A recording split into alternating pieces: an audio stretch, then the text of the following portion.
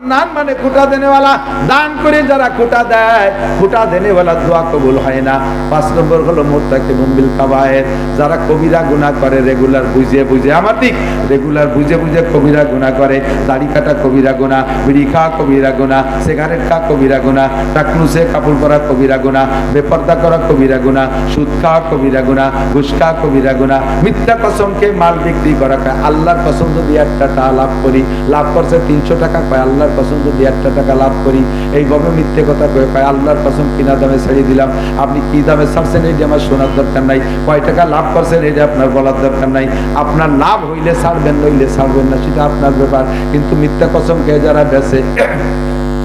এরা মুরতাকিবে কাবায়ের আরে সুদে কারবার করে যারা ঘুষের কারবার করে যারা ব্যারাকের সাথে যারা জড়িত অ্যাডামস কারিতাস বিআরটিভি স্বনির্ভর জাগরণী চক্র আশা প্রশিকা গ্রামীণ ব্যাংক এই জাতীয় সুদে প্রতিষ্ঠানের সাথে যারা লোনের লেনদেন করে এদের জন্য কাবা ঘরের মধ্যে বসে সারা দুনিয়ার উলামায়ে কেরাম পিসাবরা দোয়া করলে দোয়া কবুল হবে না ওই লোকটার নিজস্ব দোয়া কবুল হবে না দাড়ি চাচা লোকের জন্য দোয়া করলে কবুল হবে না দাড়ি চাচা লোকের জন্য দোয়া করলে কবুল হবে না দাড়ি লোক নিজের জন্য দোয়া করলে দোয়া কবুল হবে না যারা বেপরদা করে বউ বাচ্চা নিয়ে বেপরদা করে তাদের জন্য দোয়া করলে দোয়া কবুল হবে না। এবার বুঝে দেখেন আল্লাহ যে বলছেন দোয়া করো কবুল করব কিন্তু কবুল পাচ্ছেন না কেন এই সমস্ত কারণে কবুলিয়াত পাচ্ছি না। 5 নম্বর 6 নম্বর হলো মুস্তাকিফুম বিসগায়ের সগীরা গুনারে তুচ্ছ মনে করে সগীরা গুনাহ হতে কি হবে এই বলে সগীরা গুনাহ করতে থাকে ছোট ছোট গুনাহ একটা সগীরা গুনাহকে 3 বার করলে কবিরায় পরিণত হয়ে যায়। আল্লাহ তাআলা আমাদের 6 প্রকারের গুনাহ থেকে ফিরে আসার তৌফিক দান করে বলেন আমিন। আল্লাহ পাক আমাদের তওবা করা নসিব করে বলেন আমিন। আমরা এই সব গুনাহ যেগুলো বলছি এগুলো আমাদের সমাজে রানিং আছে না নাই কথা বলেন আছে আমিও এর ভিতরে অনেকটা নদী জড়িত আছি আমি তওবা করব আল্লাহ পাক আমাদের তওবা কবুল করে। মাদ্রাসার বিপক্ষে কারা কারা মাদ্রাসার বিপক্ষে একটু হাত দেখাবেন মাদ্রাসার বিপক্ষে এই মাদ্রাসার বিপক্ষে মাশাআল্লাহ কেউ না ধন্যবাদ জাযাকুমুল্লাহ। ইসরায়েলের পক্ষে নেতানিয়াহুর পক্ষে কেউ আছেন নাকি কেউ আছে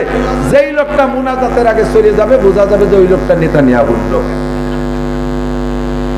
ওই লোকটা মাদ্রাসার বিপক্ষের লোক আমি তাকে দেখাবো যে ওই যে নেতানিয়াহুর ইসরায়েলি লোক চলে যাচ্ছে তাহলে সারা বছর করে খেপাই দিয়ে বেড়ানো হবে মাত্র যদি পেশাব আসে 1 আঙ্গুল উঁচু করবেন ছুটি দেব পেশাব করিয়ে আপনি যাওয়ার আগে 1000 টাকা দিয়ে যাবেন আর পেশাব করে পায়খানা পেশাবখানার মধ্যে শুয়ে থাকবেন আপনার এটা হিউট হবো না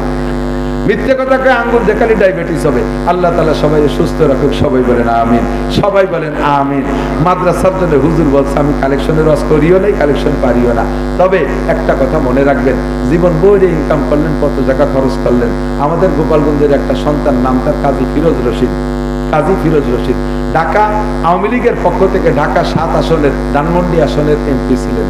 ভদ্রলোকের নিজস্ব মাদ্রাসা আছে। উনি একদিন ফেরিতে বসে আমারে বলতেছিলেন হুজুর উলামায়ে কিরাম তালবি আলিমরা যা করে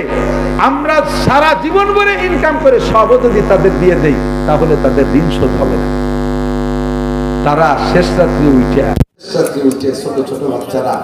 ঠান্ডা পানিতে ওযু গোসল করে যার যার দরকার হয় করে তাহাজ্জুদের নামাজ পড়ে আমাদের জন্য দোয়া করে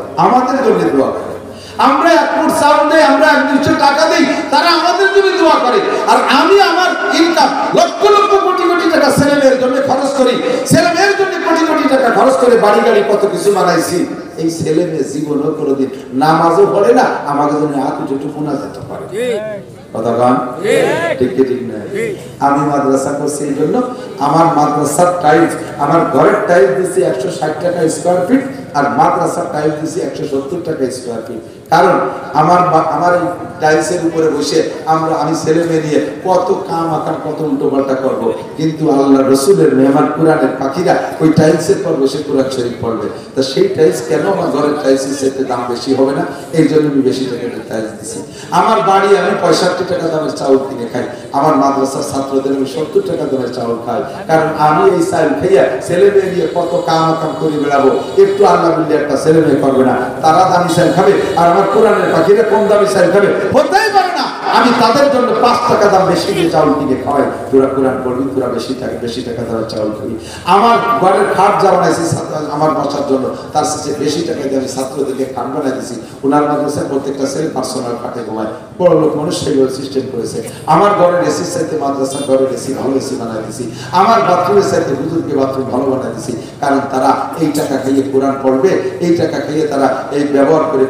কোরআন পড়বে, এই জন্য তাদের জন্য আমার বরাদ্দ বেশি। আমরা জীবন করে ইনকাম করছি, ঘর বাড়ি কম বেশ যে যা পার্সেন্ট বানাইছেন, খরচ হয়ে গেছে টাকা, সামনে আরো তো কামাই করেন, খরচ হবে। আল্লাহ রসুলের মেহমান মাদ্রাসা দিয়ে আমি দেখে আসছি, বাথরুমটা আমার চয়েস হয়নি। ওর ভিতরে তুমুল দুর্গন্ধ, ভিতরে বসার কায়দা নেই, সুন্দর একটা বাথরুম হোক, ভিতরে ঘরের ভিতরে জায়গায় জায়গায় প্লাস্টার নেই, জায়গায় ফ্লোর ভালো না, এত কষ্ট করে থাকবে কোরআনের পাখি, আর আপনি আপনার টাকা দিয়ে আরামের বাড়ি গাড়ি বাড়া ব্যবহার করবেন। আল্লাহ পাক যদি আপনার পর রেগে যান, তাহলে আপনাকে আপনার আরামের আইসের ঘর বাড়ি ব্যবহার করতে নাও দিতে পারে, আল্লাহ আপনার ডাইরেক্ট কবরস্থানে পোস্টিং করে দিতে পারে, পারে কি পারে না?